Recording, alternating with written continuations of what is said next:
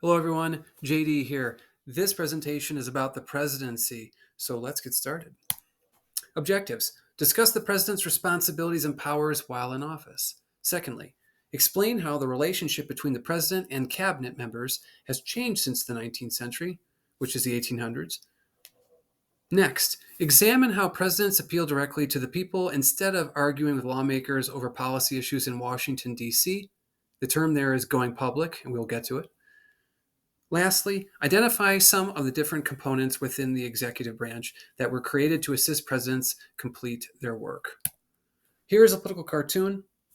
If you will recall, we have a presentation on public opinion. Where do you get that data? Surveys. What's another word for survey? Poll. We conduct a poll.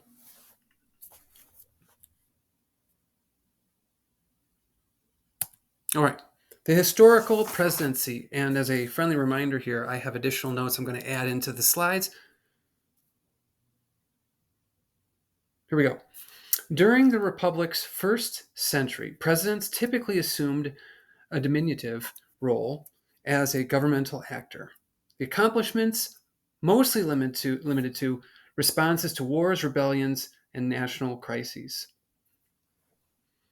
Early presidents played a larger role in conferring benefits to their political parties, filling vacancies in the growing federal bureaucracy. Now, I want to say this.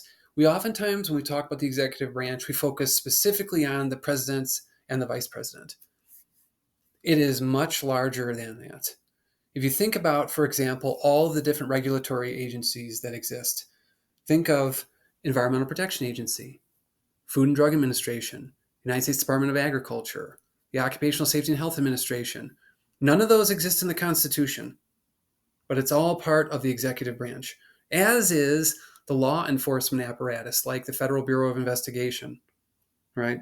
So there's so much to the executive branch that we oftentimes don't talk about. And yeah, I just want to mention that here. Okay. So we talk about the federal bureaucracy. That's part of what I just listed as part of it.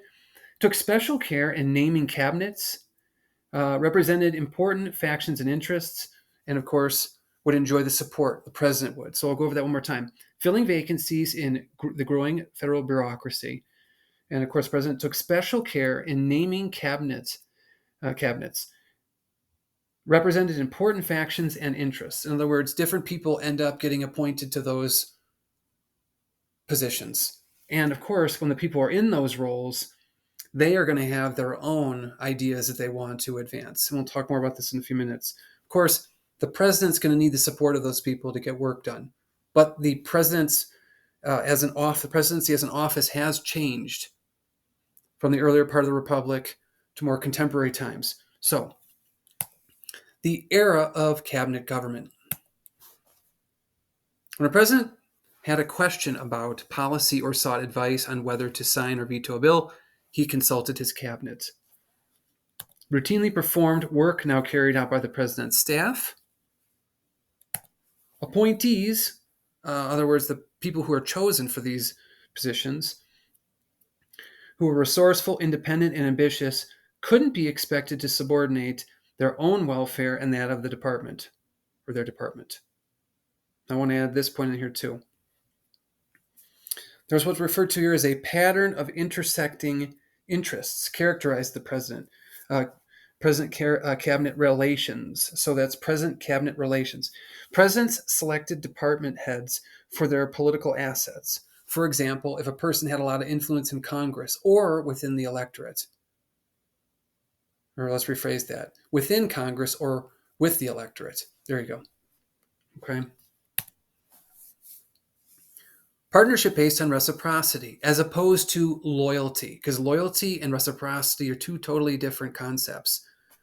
Partnership based on reciprocity.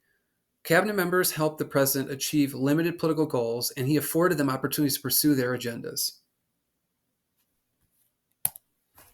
Whereas politicians in the 19th century saw cabinet posts as a stepping stone to the White House, modern politicians are more likely to view the cabinet as a suitable conclusion to a career of public service. One of the people who immediately comes to mind is former Senator John Kerry, who served as Secretary of State with President Obama. He ran for president in 2004 against George W. Bush, lost, and later was able to then go on and become Secretary of State. So that would be an example of this.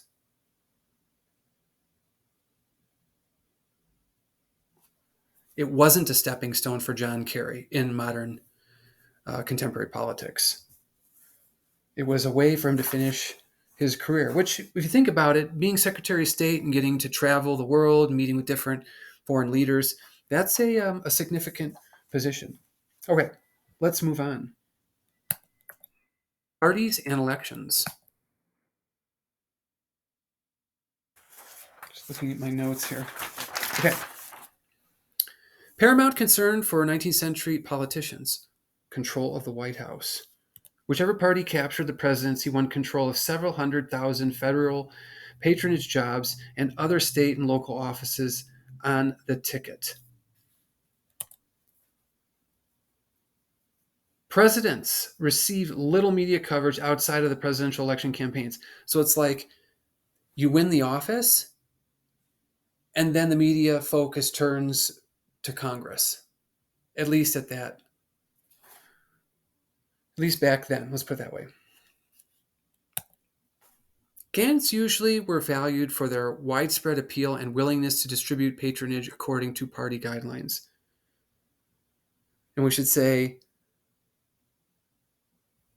valued for their widespread appeal and willingness to distribute patronage, which means provide positions to those individuals out there who were supportive of the party. Like what do the party seek to accomplish? What goals do they have, right? So that's more of a priority than for there being like the president, policy pronouncements. There are two exceptions here that need to be mentioned, especially in the 19th century.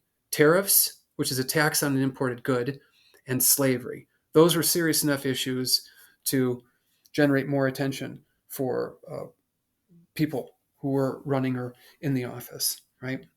Candidates with little experience in government frequently enjoyed advantage over established politicians, and leadership ended on election day when their glorified clerkship began. I think the key word here is clerkship, meaning you get into this position, then you're appointing various people, and these other people are looking to build their own respective political careers. So they each have their own agenda they want to pursue. And that makes it a little more challenging for the president,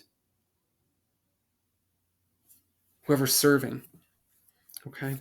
Now, let's talk a bit about the modern presidency. The president as commander-in-chief and head of state. Commander-in-chief often commit troops and engage in hostilities and then go to Congress for authority to continue. Aftermath of September 11th attacks is an example.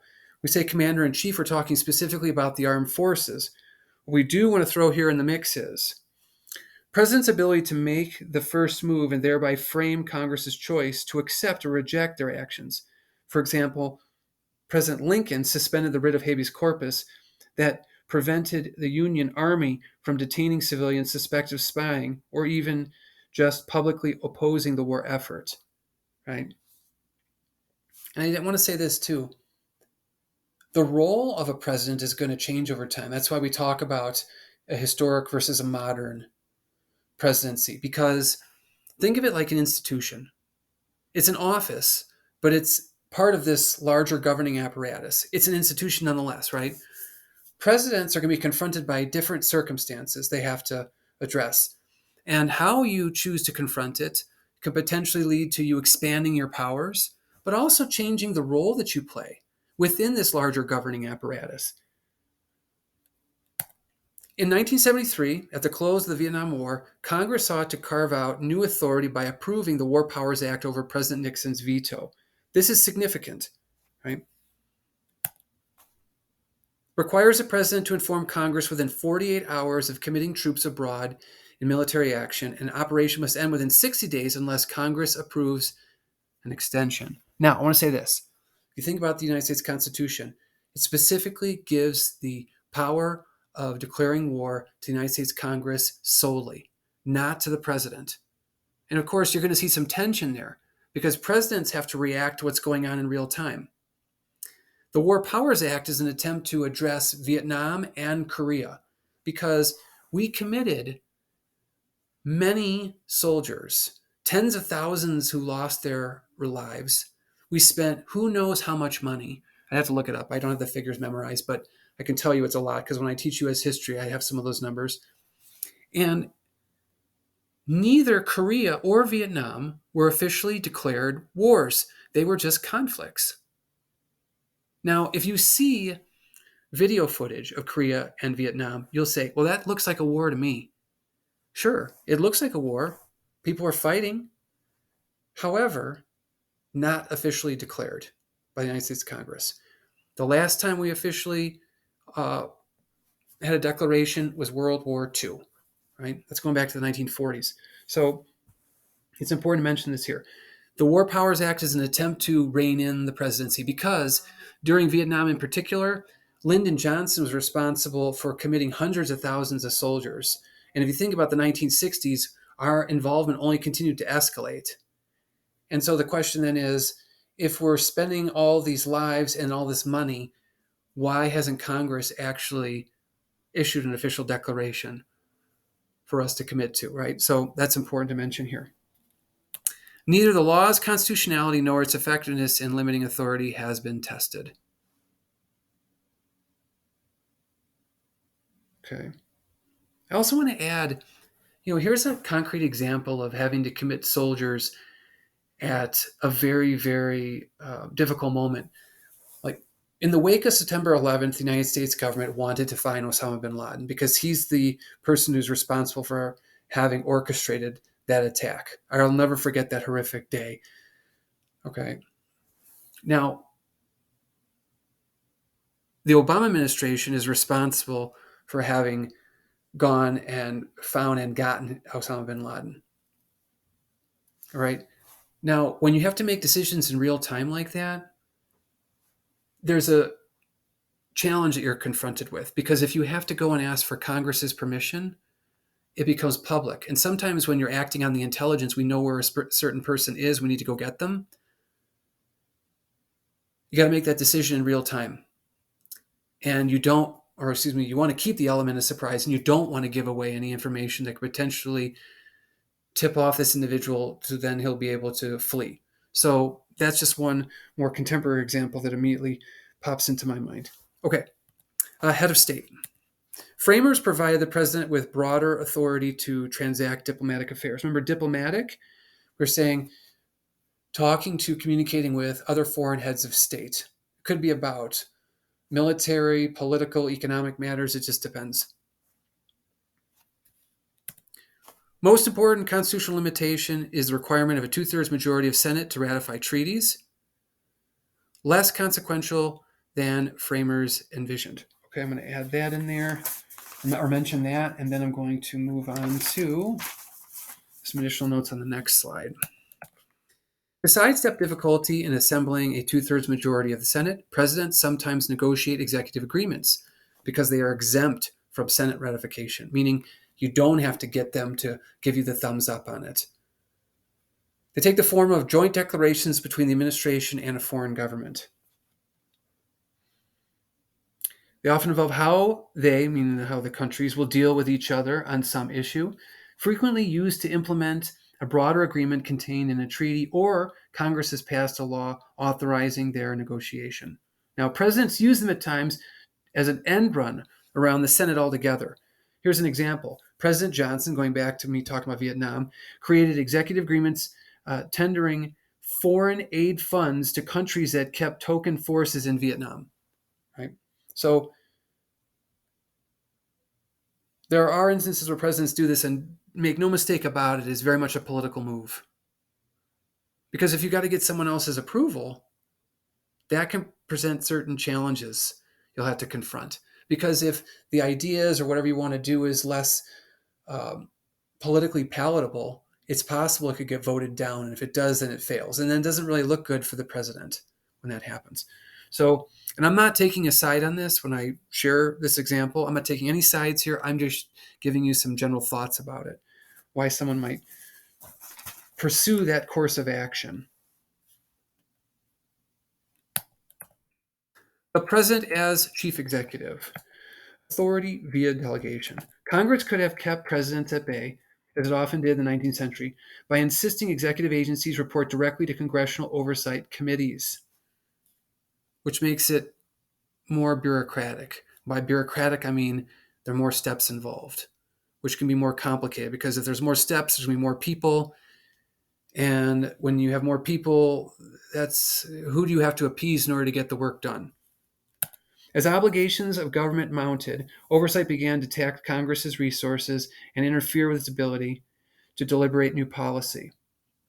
So they began delegating to the White House. This is to the point about it being more bureaucratic. Unilateral authority, executive actions. Traditionally, presidents relied on executive orders. An example here is the Pendleton Act of 1883, which inaugurated the civil service system, and presidential memorandum. Direct agencies to take specific action as if the president were supervising its activities. And they don't always cite Constitution or public law as a basis.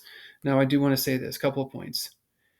Whether it is an executive order or a presidential memorandum, they are both entered into the Federal Register, where there is public notification, and you can actually access the public register or the Federal Register if you're interested, because these are public institutions, and we are entitled to view not all, but many documents. You can find them in the Federal Register. You can find them, or some of them, in the Library of Congress. Okay.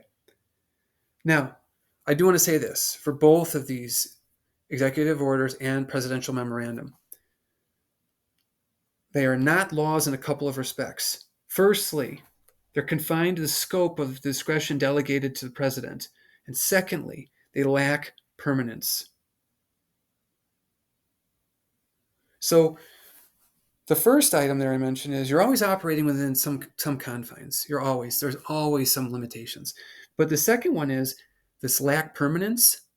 This is important because it's possible for the next person who serves as president to come in and issue an executive order to undo the previous president's executive order.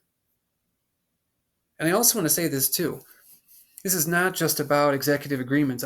You can make the argument that an executive order, for example, is, well, its own end run.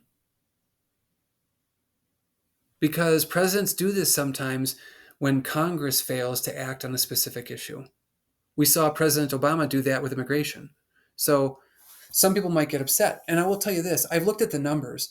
All presidents issue executive orders. The question is just whether or not you agree with that president's position on the issue the executive order pertains to. And that's up to you to decide. You can go and look at the Library of Congress's website, and you could find a list of all the executive orders. I've gone there myself. And it is worth looking at because sometimes, think of it like this, okay? If people love a president, oftentimes that person can do no wrong. If people really dislike a president, that person can't do anything correct if their life depended on it. So oftentimes, if you like a president, you voted for this person, you're probably going to agree with their executive orders. And if you dislike a president, you didn't vote for this individual, you're not going to like their executive orders. But that's politics, right? Okay.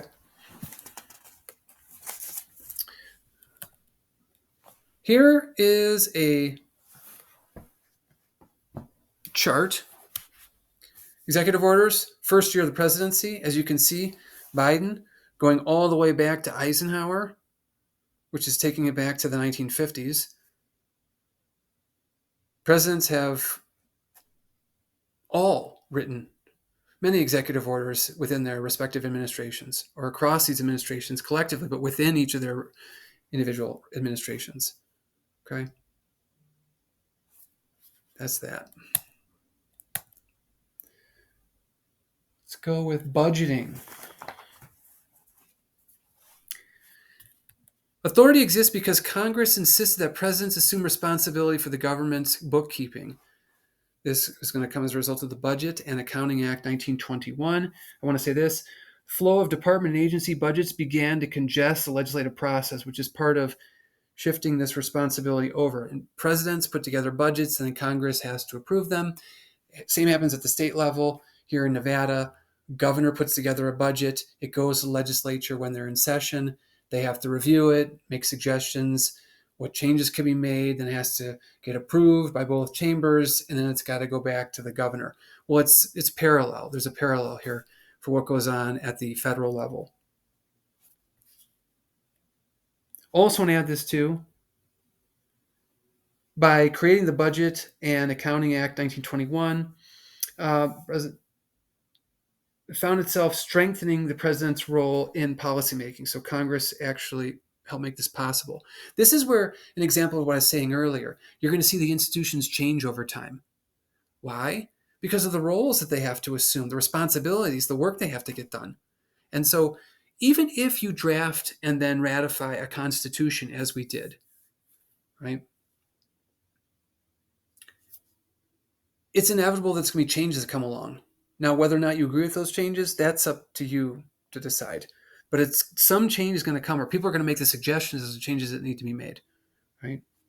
This is an example, I think, in this checks and balances system of Congress making a decision to shift some of this responsibility to the president or the executive branch, right? Provides Congress with technical and political information, economic forecasts, projected tax revenues, spending estimates for each department broken down by program, etc.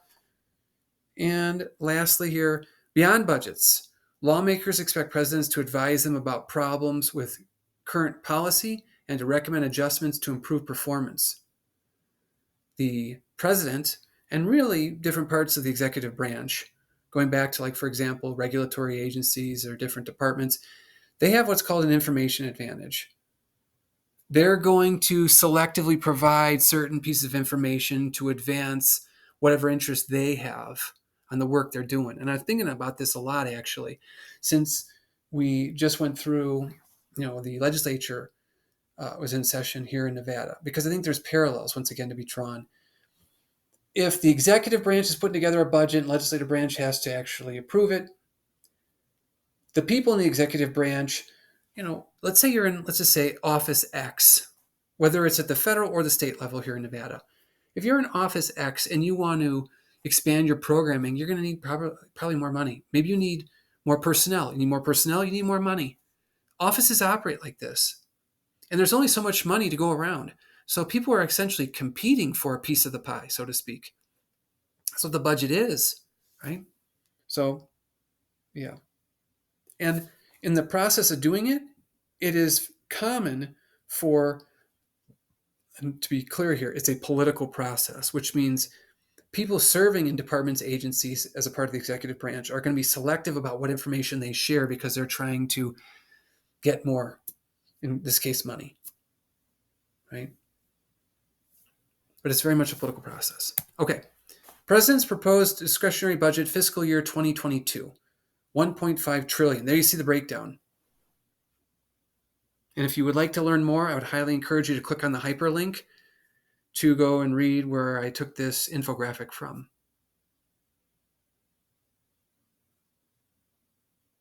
All right. Changes from the 2021 enacted discretionary budget to the 2022 Biden request. The percent change. We've got Homeland Security, Energy, Treasury, Transportation, Agriculture, Interior, Education. I didn't read them all, but you can see them across the x-axis here.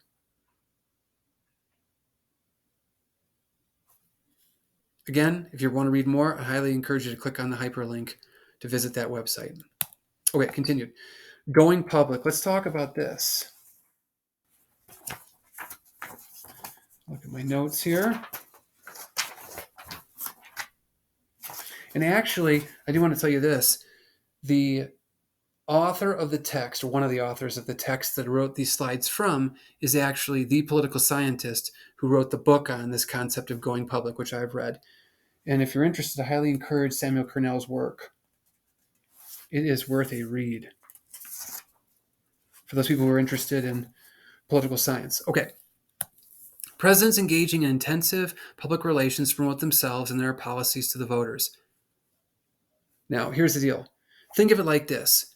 The president could be arguing within Washington, D.C., with a variety of people in Congress, and not just the president. Sometimes the president does invite congressional leaders to the White House to talk about various issues. And sometimes advisors are meeting and communicating with members of Congress. But here's the point, there's really two major approaches you can take. Richard Neustadt wrote about the skill and will that presidents have, like you're working inside of Washington, D.C. But Samuel Cornell's work is about going public, which is you leave D.C. to take your concerns to Joe and Josephine Q. Public to ask them, well, what do you think about this? You ought to support it. Here are my reasons. And so the goal is get outside of Washington, make visits to different part of the country, communicate your ideas to voters, and have those voters put pressure on members of Congress to either support or oppose, more than likely support legislation, right? Because if you're tired of arguing with people inside Washington, D.C., which that can be very frustrating work. Democracy, or, the everyday work in our democratic republic is difficult because in order to secure support from people, you oftentimes have to make changes. And people don't always want to make changes. But in order to get the bill passed, you have to. And what happens when people are being obstinate? Well, going public is an alternative route to trying to build support for your proposals, right? Understanding this reality, popular presidents frequently exploit their ability to grab the public's attention and generate favorable news coverage for their legislative initiatives. Think of it like this. President comes to your town to deliver a speech, talk about a specific issue. It's going to end up on the local news. It's going to end up in the newspaper. It's going to end up on TV. It's going to end up on the internet. It's going to be out there. And so you think about it.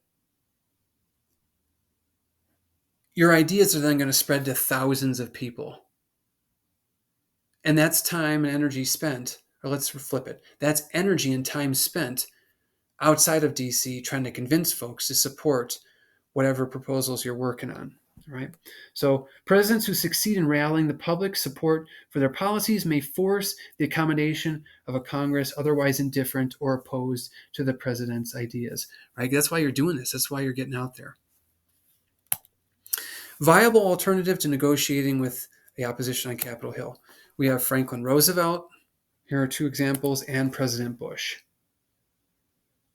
Now, I will say this.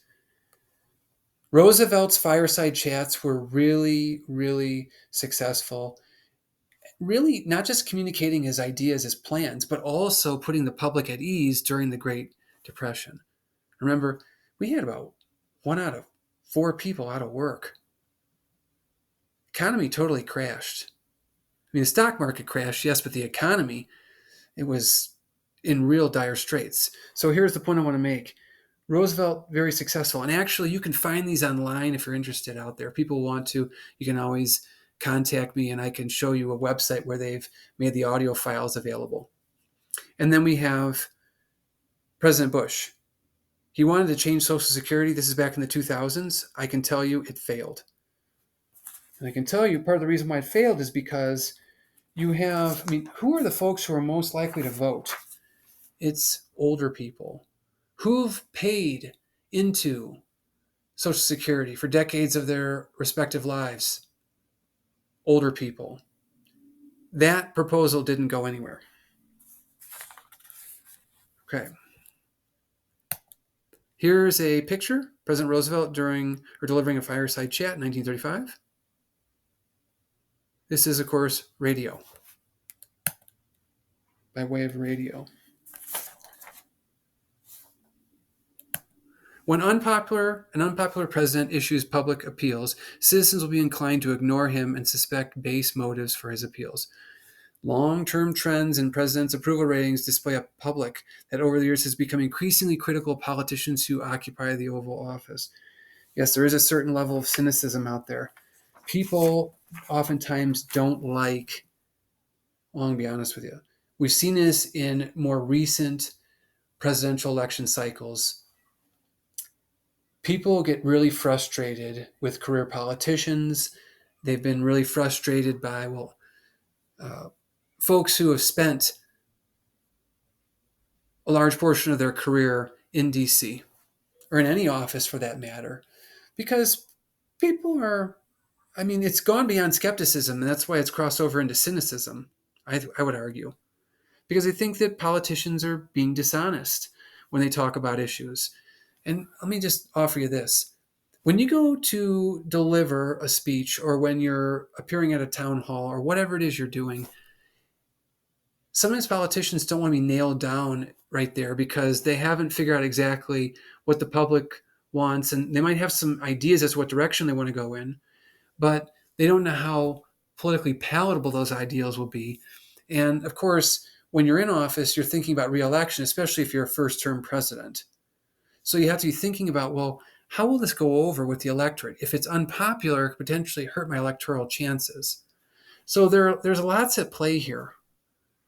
But unfortunately, this feeds into the cynicism that a lot of the public has about elected officials. Oh, they just tell me whatever they think I want to hear, which doesn't strike folks as being genuine. It's like you're tailoring your message to audience with the hope of appeasing various constituencies.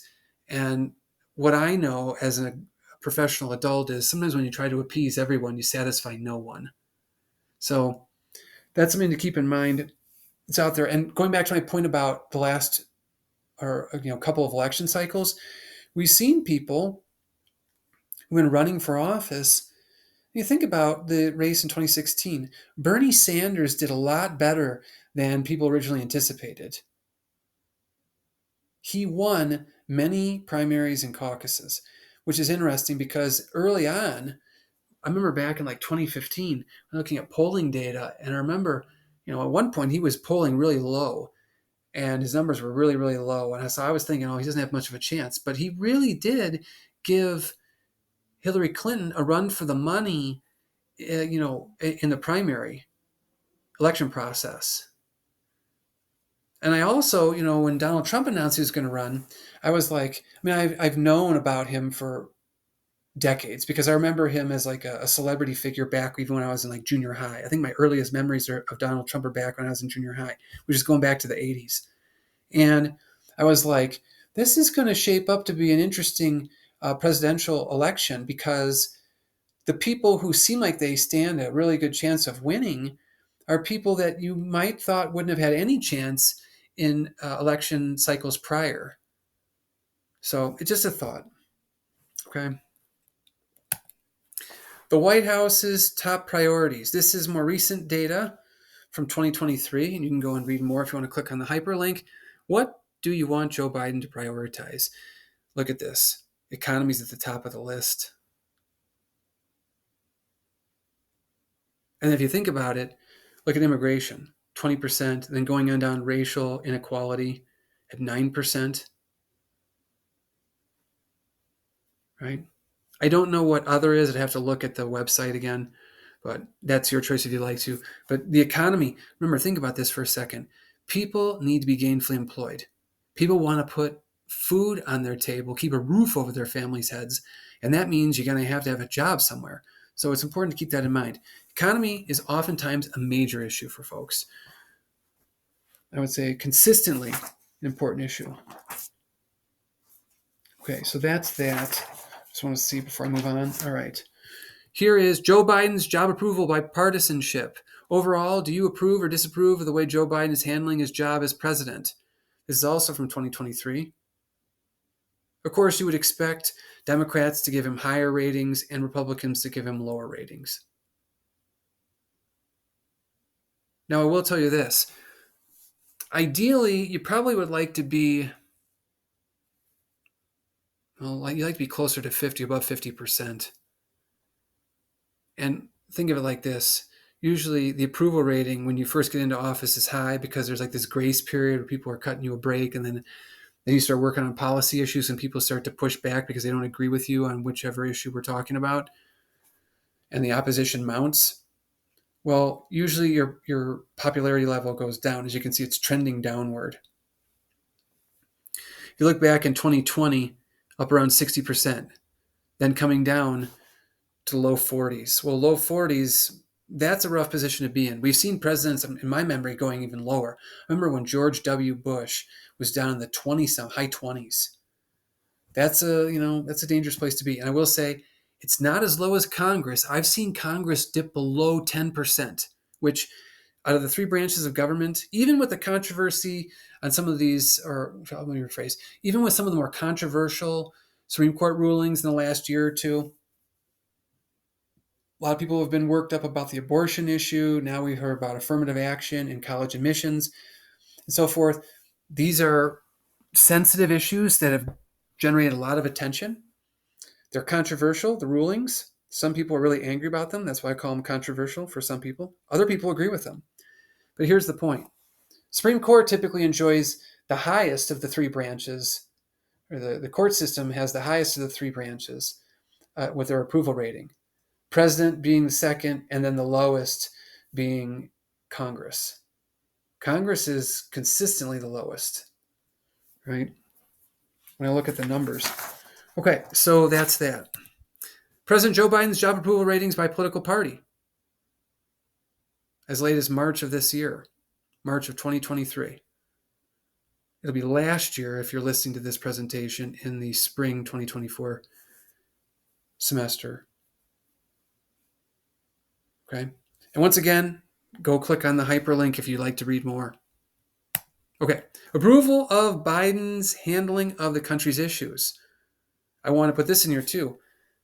You got some survey data on what people think is the most important, the economy. Now, how do people approve not just the general approval rating, but broken down by the issue?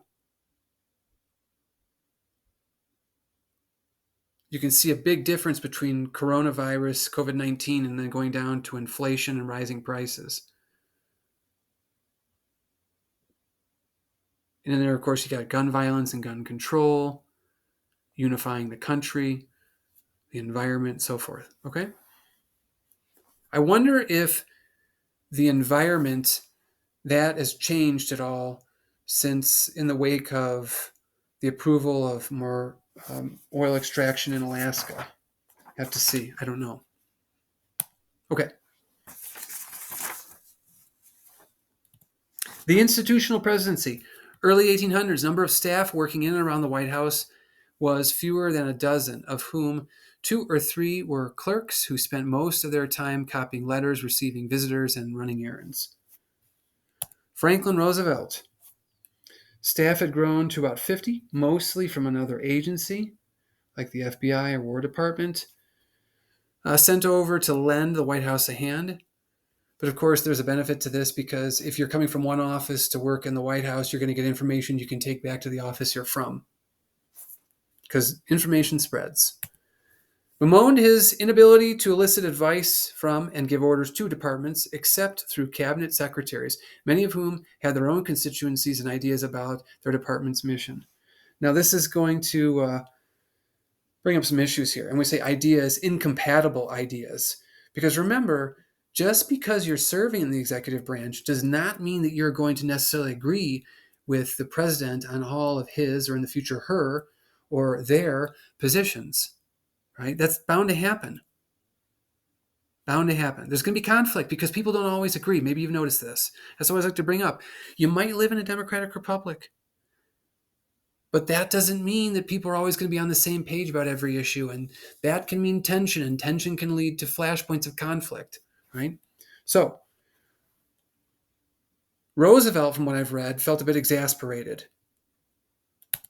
This is going to lead to the Brownlow Committee, which was put together by Louis Brownlow. He was a progressive public administration reformer who had ideas about what can we do to government to make it function more efficiently or effectively, right? So one of the takeaways from this committee, the report they produced, is the president needs help. Congress created the Executive Office of the President, also known as the EOP, as a collection of agencies designated to advise and assist. So, report called for the creation of an organization dedicated to helping presidents be modern administrators, right? Because that's what this leadership is about. People report to you, and then they've got to go and get work done. That's what managers do. I mean, think about it.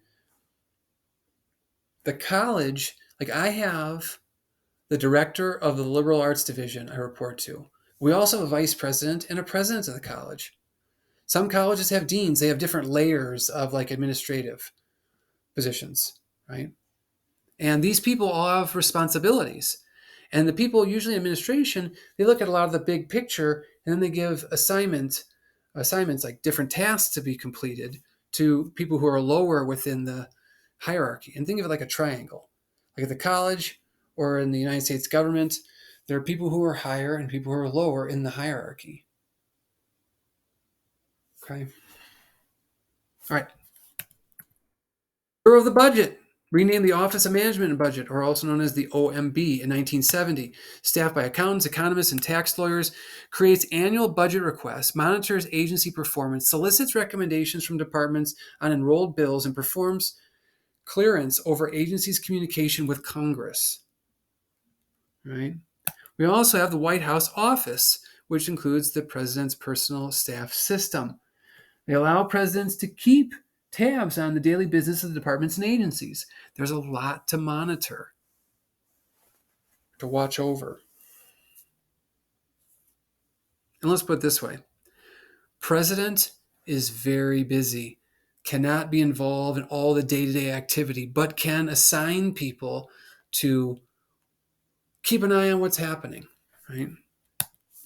What began as a small informal group of half dozen aides has evolved into a large, compartmentalized, multi-layered bureaucracy.